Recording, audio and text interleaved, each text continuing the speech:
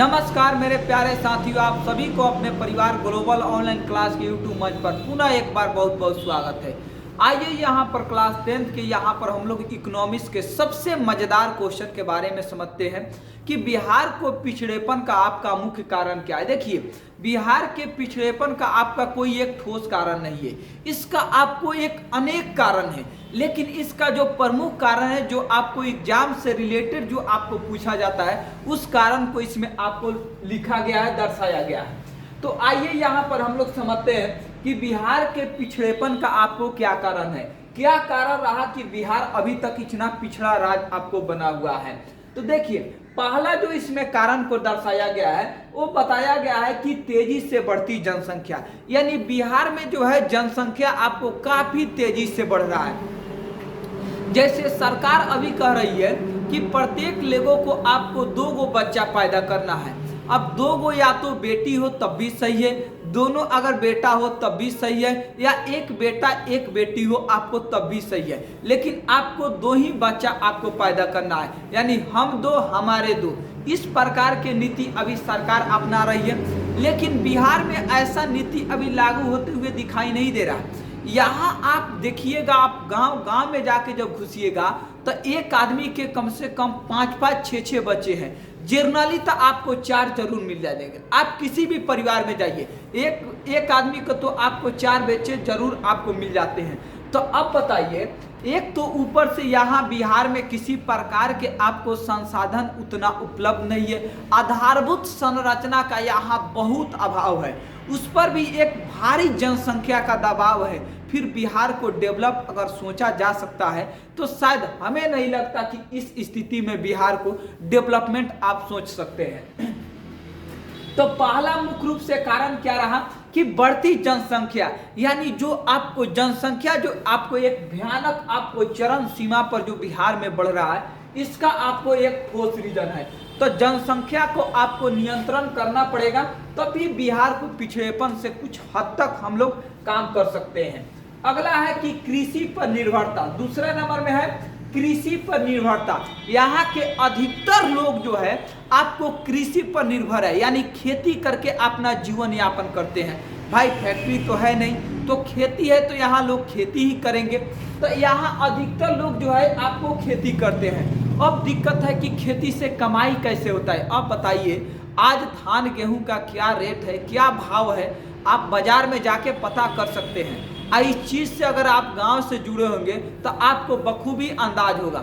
यहाँ मक्का का कभी कभी एक साल में भाव 2000 हो जाता है, और कभी अगले साल एक बार जाके 800 हो जाता है। अब लोग जो 2000 सुनकर जो इस साल जो लोग मक्का लगाया था, यानी जो मकई लगाया था, अगले वर्ष वो 800 रुपये मकई बिकने लगा। अगले साल से कोई मकई लगाएगा? यहाँ किसान की स्थिति इतना लचर पचर है कि उसका कोई हद हिसाब नहीं है। दिक्कत है कि दूसरा काम भी नहीं है, तो लोग यहाँ मजबूरी में आ जाकर क्या करते हैं, खेती करते हैं। खेती से इतना कमाई भी नहीं है क्योंकि अपना भी पेट भर सके और प्लस में सरकार को भी आपको टैक्स दे सके। अपना पेट भरना मुश्किल है तो सरकार का टैक्स खाक में से दियाएगा, नहीं दियाएगा। तो कृषि पर निर्भरता। अगला है 3 नंबर पर, तो आपका बाढ़ एवं सुखाड़। देखिए, चला बाढ़ भी है, आपको सुखाड़ भी है। उत्तर बिहार जो है वो पूरा बाढ़ से तबाही रहता है। आपको दक्षिण बिहार जो है, जो आपको पूरा सुखाड़ से आपको तबाह रहता है। तो यहाँ बाढ़ और सुखाड़ ये दोनों तो इतना हम लोगों के ऊपर समझिए पैर पसार कर सो लेता है कि इसका कुछ हद हिसाब नहीं है। सबसे ज्यादा अगर क्षति होता है तो हम लोगों के यहाँ बाढ़ से क्षति होता है।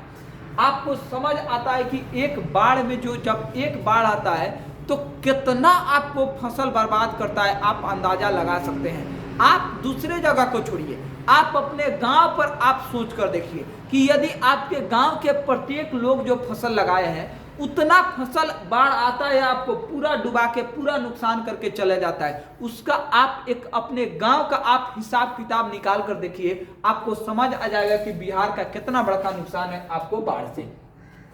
तो इधर बिहार में जो है उत्तर बिहार, ये आपको क्या है तो बाढ़ से आपको दुखित है।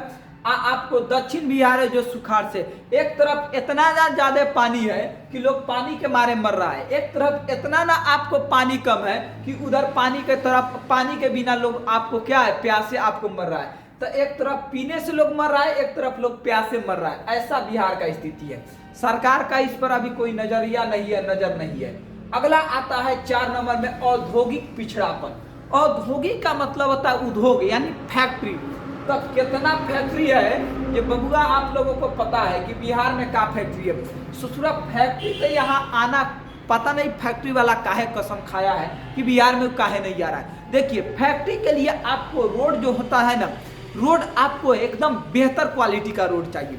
आपको रोड का स्पीड जो होना चाहिए ना, 1 घंटे में कम से कम 120 किलोमीटर आपको दूरी अगर किसी राज्य में आप तय करते हैं, यानी बिहार के रोडों का स्पीड जो है आपको कितना है 40 किलोमीटर। यानी बिहार में अगर आप गाड़ी लेके जाते हैं तो 1 घंटा में आप 40 किलोमीटर दूरी तय कीजिएगा। लेकिन यही गाड़ी यदि दूसरे राज्य में आप लेके जाते हैं तो आप 1 घंटे में 120 किलोमीटर दूरी तय कीजिएगा। तो यहाँ दूरी जो है आपसे कितना गुना है 3 गुना, यानी 4 तिहाई 12, 3 गुना आपके स्पीड से अगले राज्य बढ़ेगा। आपका स्पीड है, आपका स्पीड तो है ही नहीं है। तो यहाँ रोड का नेटवर्क और जो कनेक्टिविटी है ना वो अभी ठीक नहीं है। कहीं 4 लेन तो अभी तक किसी जिला में अभी उतना अभी सुदृढ़ ढंग से हुआ ही नहीं है। तो यहाँ औद्योगिक पिछड़ापन यानी यहाँ उद्योग की बहुत बड़ा आपको कमी है।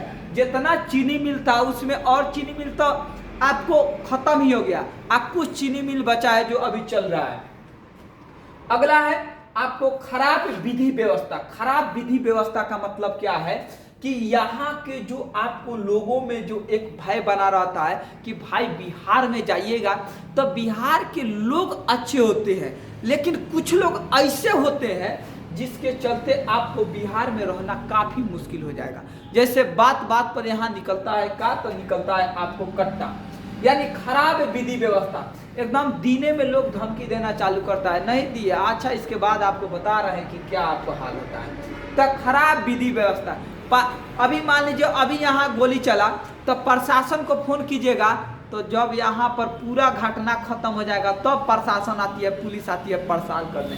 तो खराब विधि व्यवस्था, दिने में डकैती हो जाता है, रातें में डकैती हो जाता है। इस वजह से फैक्ट्री वाला यहाँ लोग आता नहीं है, काहे के लिए, चोरी के चलते। अगला है कि कुशल प्रशासन का अभाव, यानी प्रशासन में जो है ना आपको एकदम कुशल टाइप का नहीं रहता है। जैसे मान लीजिए यहाँ भी घटना हुआ है, जैसे आप फोन किए पुलिस तुरंत दौड़ कर आएगी, ऐसा यहाँ नहीं होता है। फोन कीजिए आज तो पता लगेगा कल आएगी पुलिस। अगला है 7 नंबर में आधारभूत संरचना का आपको अभाव। आधारभूत संरचना का मतलब ये होता है जिस पर लोगों का जीवन आधारित है उसका अभाव है। जैसे मान लीजिए क्या है यहाँ सिंचाई, दवाई, पढ़ाई लिखाई, कमाई, यही ना लोगों को मूलभूत सुविधा, मूलभूत चीजें चाहिए। इसी चीज का यहाँ पर क्या है आपको नहीं है, यानी ना यहाँ पर सही से शिक्षा है, ना सही से किसानों के लिए खेती करने के लिए कोई व्यवस्था है, ना यहाँ सही से रोड कनेक्टिविटी है। इस प्रकार के जो आधारभूत संरचना चाहिए जो हम लोगों को मुख्य रूप से जीवन जीने के लिए, इसका आपका यहाँ पुरजोर तरीका से कमी है। अगला आपको 8वां नंबर में लिखा है आपको गरीबी। तो भगवान ना करे किसी को आपको गरीबी दे, क्योंकि गरीबी जो है ना एक प्रकार का ऐसा बीमारी है, जितना आदमी बीमारी से तबाही नहीं होता है उतना ज्यादा आपको गरीबी से तबाही होता है। आप गरीब जब रहिएगा ना तो आपको बीमारी न रहते हुए भी आप बीमार हैं, आप जिंदा नहीं है, एकदम मरे हुए आपको लाश की तरह आदमी भटकता है गरीबी में। तो गरीबी तो यहाँ के ऐसा आपको बदतर किस्म का गरीबी है जिस वजह से आपको बिहार जो है और आपको निचले श्रेणी में आपको आ बैठा है। तो बिहार पिछड़ेपन का मुख्य रूप से यही आपको कारण है। 5, 6, 7, 8 कारण आपको बताया गया। इसमें से 5 नंबर में क्वेश्चन पूछता है, अगर पूछता है कि बिहार के पिछड़ेपन का कारण क्या है, अब बिहार को पिछड़ेपन को दूर करने का कारण क्या है, तो तेजी से बढ़ती जनसंख्या, तो जनसंख्या पर रोक लगा दिया जाए। बिहार का आपको क्या है कि पिछड़ेपन थोड़ा सा कम होगा। अगला है कि कृषि पर निर्भरता, इसमें कुछ उद्योग फैक्ट्री लगाया जाए, बाढ़ सुखाड़ से आपको लोगों को बचाया जाए, और उद्योग की कमी है तो उद्योग यहाँ पर लगाया जाए, खराब विधि व्यवस्था को सही किया जाए, कुशल प्रशासन का जो अभाव है इसको ठीक किया जाए, आधारभूत संरचना का जो अभाव है इसको भी ठीक किया जाए, तथा गरीबी को दूर किया जाए। यही सब काम किया जाएगा तो बिहार अपने आप उन्नति करने लगेगा। तो अगर क्वेश्चन पूछता है बिहार पिछड़ेपन का क्या कारण है, तो इसको लिख देना है। अब बिहार पिछड़ेपन को दूर करने का क्या कारण है, तो ठीक इसके अपोजिट यानी उल्टा लिख दीजिएगा, आपका काम बन जाएगा।